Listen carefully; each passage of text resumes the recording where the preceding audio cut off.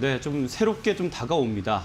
농약, 비료 관련주 선정해 오셨는데 이 좀 들어볼까요? 앞서서 또 곡물주에 대한 네, 얘기들을 이제 코너 속에서 말씀을 주셨던 것 네. 같은데요. 저도 좀 비슷한 맥락이라고 말씀을 드려야 될 것 같고요.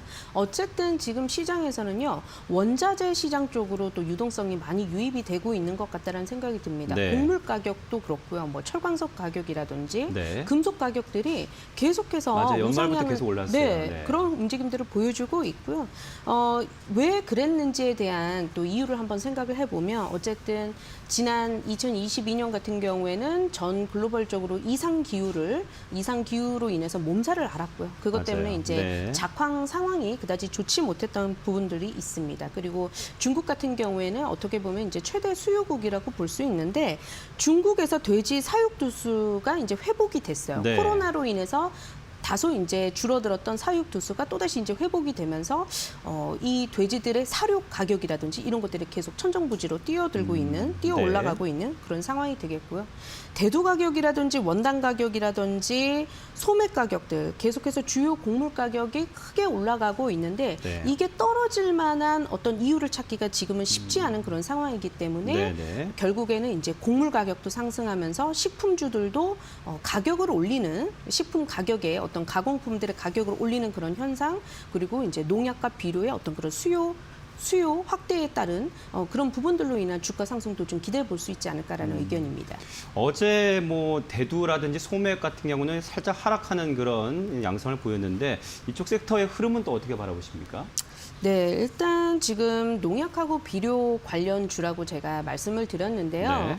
1월이 이제 지나기 시작하면은 어떻게 보면 이제 본격적으로 농번기가 시작이 된다라고 그렇죠. 보고요. 네. 그렇기 때문에 지금 이제 주요 곡물 가격의 상승을 떠나 놓고서라도 원래는 어떻게 보면 계절적인 성수기를 맞이하고 있는 그런 상황이다라고 볼 수 있겠고요. 네. 곡물 가격이 올라가고 있다라고 하는 거는 뭐냐면 어쨌든 가격 방어가 되기 때문에 비료나 이런 농약에 있어서도 수요가 크게 증가를 할 수가 있고 또 새로운 경작을 시작을 하는 그런 인구가 또 늘어날 수 있다라는 것을 감안을 해보면 지금 상황에서는 이제 주요 곡물 가격이 올라서 식품 가격에 상승을 두고 식품주 쪽으로 베팅을 하는 전략도 좋겠고 네.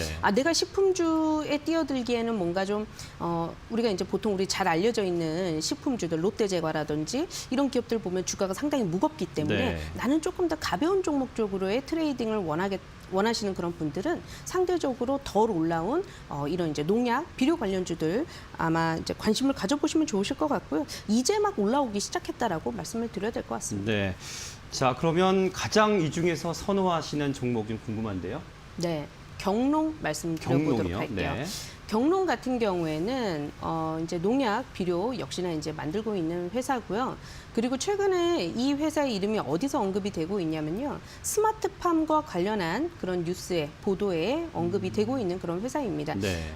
지금 보면 우리가 보통 그 경작을 할 때에는 소위 말해서 일반 땅 위에는 그 지붕이 없죠. 네. 그게 이제 노지라고 하는데 네. 노지 작물 재배에 있어서 이제는 실내로 들여오는 그런 스마트팜과 관련한 기술 개발에 굉장히 박차를 가하고 있고 실제로 정부의 국책 과제를 또 수행을 하고 있는 그런 상황에서 작황도 좋아질 수 있다라고 볼 수 있겠군요. 작황이 어쨌든 이상 기후로부터는 적어도 벗어날 수 있는 보호되니까. 네. 부분이니까요.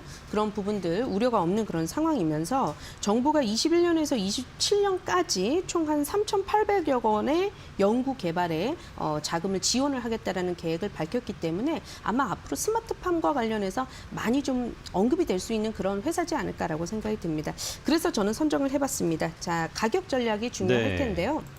차트 지금 한번. 오늘 상당히 많이 올랐어요. 그동안은 계속 오르주세였고요. 네. 오늘은 7% 정도 사실 오르기는 했는데 네. 제가 원래 당일에 이렇게 7, 8% 오르게 되면 매수 추천을 하기가 저 역시도 좀 꺼려지긴 그렇죠. 합니다. 네. 그런데 전체적인 주가 차트 움직임을 봤었을 때에는 오름폭이 이제야 막 오르기 시작한 가격이기 때문에 긴 추세로 놓고 봤었을 때는 지금 그다지 많이 오르지 않은 여전히 가격적으로는 충분히 접근이 가능할 수 있겠다는 생각이 들고요.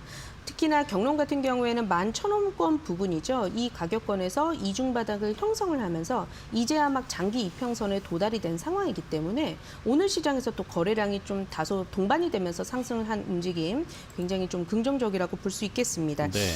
가격 12,600원에서요. 지금 13,200원 정도 선까지 한번 매수를 해보도록 할게요. 밴드를 조금 넓게 드렸고요. 네. 오늘 어찌됐든 장중에 한 7, 8% 오르고 있기 때문에 네, 네. 13,200원까지 한번 매수를 해보도록 하고요. 네. 손절가 같은 경우에는 21선 소폭 아래권 가격입니다. 11,900원을 종가 기준으로 이탈한다면 단기적으로는 일단 리스크 관리가 좀 필요할 것 같아요. 목표가 같은 경우에는요.